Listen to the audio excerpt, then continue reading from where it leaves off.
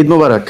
আমাদের সাথে ঈদে আমার সাথে কোলাকুলি করার জন্য আছেন আপনাদের প্রিয় আরেকজন মানুষ। দাদা, ঈদ মোবারক। ঈদ মোবারক। ঈদ মোবারক ইলিয়াস। ঈদ মোবারক দাদা। কিন্তু সমস্যা হচ্ছে, এই যে ঈদের ভেতরে সেনাবাহিনীর লোকজন শুনলাম বাধা দিচ্ছে, তারা আপনার এখানে এই ইয়েটা ভাঙার জন্য বুলডোজার ঢুকাতে চাচ্ছে, সেটা ঢুকাতে দিচ্ছে না। আপনার কাছে এই বিষয়ে আপনি এই পুরো বিষয়টি আপনি দেখভাল করছেন। তো আপনার কাছে কি জানাচ্ছে সেখানে যারা উপস্থিত আছে তারা? না, প্রথমত সেনাবাহিনীকে ডাকা হয়নি। সেনাবাহিনী ইন এইড টু সিভিল পাওয়ার মোতায়েন আছে। তার মানে সিভিল পাওয়ার যখন সেনাবাহিনীকে ডাকবে তখন সেনাবাহিনী আসবে। তো সেনাবাহিনীকে বাংলাদেশ সরকার আহ্বান জানায়নি, স্বরাষ্ট্র মন্ত্রণালয় আহ্বান জানায়নি, প্রফেসর ইউনূস আহ্বান জানায়নি। সেনাবাহিনী আসছে ওয়াকারের নির্দেশে। হুম। ওয়াকার দেখাতে চায় যে সে তার বোনের সম্পদ রক্ষা করার জন্য তার সেনাকে নিয়োগ করছেন। এইটা রাষ্ট্রদ্রোহিতা। এইটা রাষ্ট্রদ্রোহিতা। কোনোভাবেই সেনাবাহিনীর আইনত কোনো অধিকার নাই ওইখানে আসার, যতক্ষণ পর্যন্ত না সেনাবাহিনীকে সরকার ডাকবে। সেনাবাহিনী মোতায়েন হয়েছে ইন এইড টু সিভিল পাওয়ার একটা আইনের অধীনে। আমরা আহ্বান জানাচ্ছি সেনাবাহিনীকে সরে যেতে হবে এখান থেকে। আর সেনাবাহিনী বুলডোজার আটকেছে। আমরা সেনাবাহিনীকে ওইখানে যারা সৈনিক আছেন, জুনিয়র অফিসার আছেন, সবাইকে আহ্বান জানাচ্ছি বুলডোজার ছেড়ে দিন। এবং বুলডোজার আসুক বা না আসুক, আমরা 32 নম্বর আজকে রাখবো না। এটা ভেঙে মাটির সাথে মিশিয়ে দেবো আমরা। এবং উপরে শুনলাম তারা হেলিকপ্টার পর্যন্ত তারা এখানে উপরে মহড়া দিচ্ছে সেনাবাহিনী। হেলিকপ্টার তো হাসিনা হাসিনা উড়িয়েছিল হেলিকপ্টার। হাসিনা উড়িয়েছিল হেলিকপ্টারে, কি হাসিনাকে বাঁচাইতে পারছে? পারে নাই। হেলিকপ্টার আছে হাসিনাকে বাঁচাইতে পারে নাই, আজকেও 32 নম্বর বাঁচাইতে পারবে না। আমরা 32 নম্বরের সর্বশেষ অবস্থাটা একটু জানার চেষ্টা করব। তার আগে কিছু জিনিস দাদা আপনার কাছে জেনে নেই, যে একটু ঢুকতে বলেন না তাড়াতাড়ি।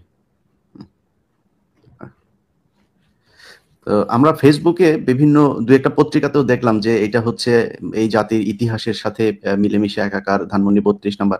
আপনি ইতিহাস নিয়ে আপনি বেশ কয়েকটি বই লিখেছেন, আপনি গবেষণা করেন। মানে 32 নম্বরের আসল ইতিহাসটা দাদা কি বলেন তো?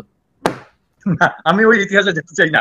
মানে বিষয়টা হচ্ছে যে বিপ্লব বিজয়ের একটা স্মারক থাকতে হয়। আমরা একটা স্মারক অর্জন করেছি, শেখ মুজিবের মূর্তি। আমরা সেটা ভেঙেছি এবং ফ্যাসিবাদের যে আতুর ঘর ধানমন্ডি 32 নম্বর, সেটাকেও আমরা রাখবো না। ফরাসি বিপ্লবে বাস্তিল দুর্গ ভেঙে ফেলা হয়েছে। আমরা এই 24-এর বিপ্লবে ধানমন্ডি 32 নম্বর আমরা গুড়িয়ে দেবো। ওটাই আমাদের লক্ষ্য। না, এখানে ওনারা বলার চেষ্টা করছে যে এই এত রাজনৈতিক প্রতিহিংসা, এটা তারা এই যে সুশীলরা এখন এইসব কথা বলছে, বিশেষ করে সবচাইতে বেশি আমি যেটাকে বলেছিলাম ওর ক্যারা উঠেছে, এই শাওনের ফালাফালি সবচাইতে বেশি দাদা। এই যে এ ঘন্টায় ঘন্টায় মানে ছাত্রদের বিরুদ্ধে পোস্ট করছে, এই আওয়ামী লীগের পক্ষে নানান ভাবে ঘুরিয়ে পেঁচিয়ে কথাবার্তা বলছে। তো এইসব সুশীলরা তো যখন কিনা লাশের উপরে আপনার এই যে জুতা নিক্ষেপ করেছে, কাদের সালাউদ্দিন কাদের চৌধুরীর কবরে ভাঙচুর করা হয়েছে, তখন তো এরা কোনো কথা বলে না, এখন এরা হঠাৎ করে গজিয়ে উঠছে। আমি আমি এই বিষয় নিয়ে বলবো না ইলিয়াস। এটা নিয়ে আমাদের আসলে অন্য একটা পরিকল্পনা করা দরকার। হুম। সেটা হচ্ছে হুমায়ুন আহমেদের যে শুটিং এর স্পটটা যেটা শাওন দখল করেছে।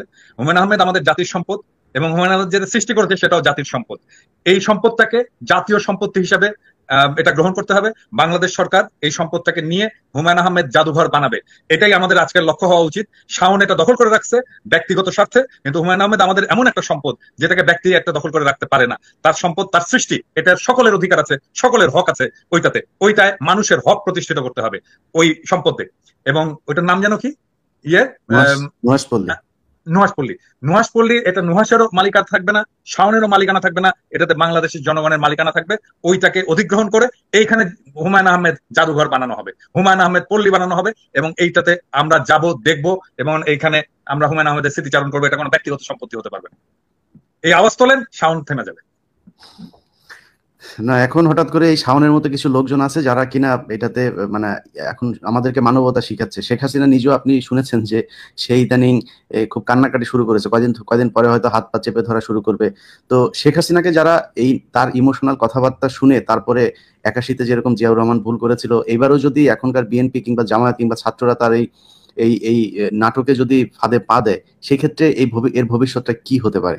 ইলিয়াস, এই নাটকে যে কাজ হবে না সেটা তো আজকে 6 মাস পরে আজকে বোঝা যাচ্ছে যে ছাত্র জনতার চেতনা কোথায়।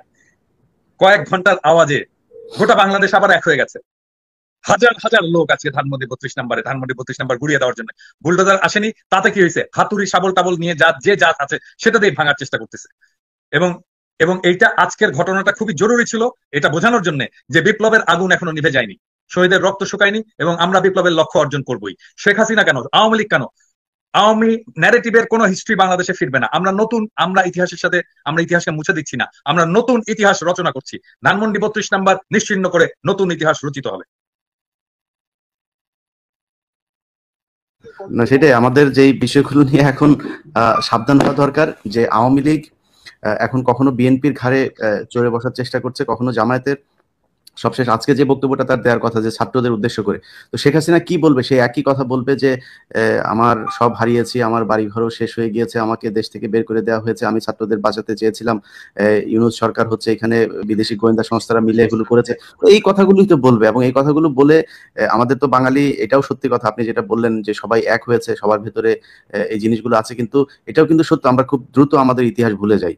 এবং সেই ভুলে যাওয়ার মধ্য দিয়ে যদি শেখ হাসিনাকে কোনোভাবে আমরা আবার বিশ্বাস করি, সেই বিশ্বাস করার যে ফলাফল সেটা জিয়াউর রহমান একবার দেখেছেন, এবং আমার মনে হয় সামনে জাতি যদি কখনো এই ভুল করে সেটা দেখবেন।